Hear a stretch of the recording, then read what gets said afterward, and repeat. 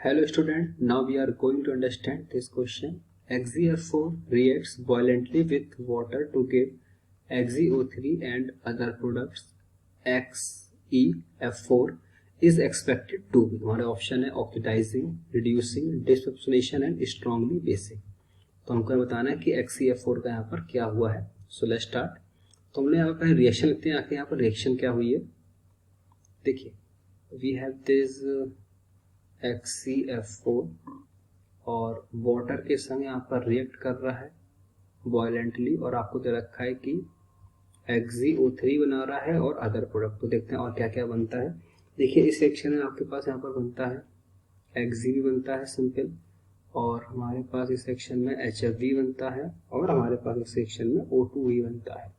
तो इसको अगर आप बैलेंस करें तो ये आपके यहाँ पर आता है, this is 6 and this is 12 and this is 4 Xe बनता है हमारे पास, and this is 2 XeO3 and we have this 24 HF and we have this 3 O2। तो ये आपके पास यहाँ पर प्रॉपर रिएक्शन विद बैलेंसिंग आपके पास यहाँ पर होती है। देखिए, अब हमको यहाँ पर बेसिकली बताना है कि ऑक्सीडेशन, रिडक्शन है या डिसप्रपोर्शनेशन है। तो बेसिकली यहाँ पर हमको पहले निकालना पड़ेगा यहाँ पर ऑक्सीडेशन स्टेट। देखिए, XeF4 में हमको पता है कि F का होता है -1, 4 F है, तो यहाँ पर जो Xe का आएगा वो यहाँ पर आएगा ऑक्सीडेशन नंबर +4। तो XeF4 में सिनॉन का ऑक्सीडेशन नंबर आपके पास आएगा +4। अच्छा, अब यहाँ बात करते हैं। देखिए, O का होता है -2, तो यहाँ पर XeO3 में Xe का ऑक्सीडेशन नंबर यहाँ पर आएगा, दिस इज +6 हमारे पास। और यहाँ पर सिंपल Xe का एटम है तो यहाँ पर आएगा न्यूट्रल, तो यहाँ पर आएगा 0 ऑक्सीडेशन नंबर।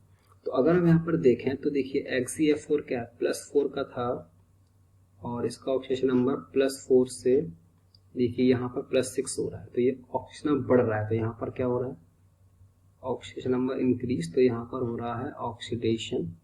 और दूसरी तरफ XeF4 में ही +4 से XeF4 यहाँ पर जा रहा है ज़ीनॉन, सिंपल ज़ीनॉन एटम बना रहा है, और वहाँ पर ऑक्सीडेशन नंबर 0 है। तो +4 से आ रहा है 0, मतलब ऑक्सीडेशन नंबर घट रहा है। तो यहाँ पर आपके पास क्या हो रहा है, रिडक्शन। तो अगर एक ही मॉलिक्यूल में एक ही एटम का ऑक्सीडेशन भी हो रहा हो और रिडक्शन भी हो रहा हो, तो उस रिएक्शन को हम लोग यहाँ पर क्या बोलते हैं, डिसप्रपोर्शनेशन। तो इस मतलब हम बोलेंगे कि यहाँ पर XeF4 का यहाँ पर क्या हो रहा है, डिसप्रपोर्शनेशन। तो इस क्वेश्चन का सही आंसर यहाँ पर क्या होगा कि XeF4 का यहाँ पर क्या हो रहा है, disproportionation. Disproportionation. So let's check which option is the correct answer. Option C, disproportionation. So the correct option for this question is the option C हमारे पास।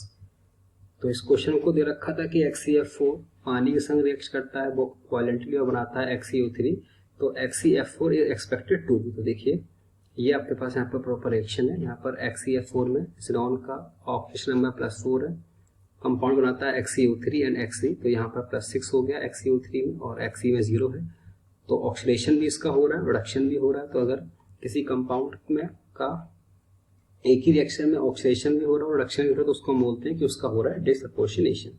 सो correct answer for this question is the option C, disproportionation. I hope this question is clear to you. Thank you.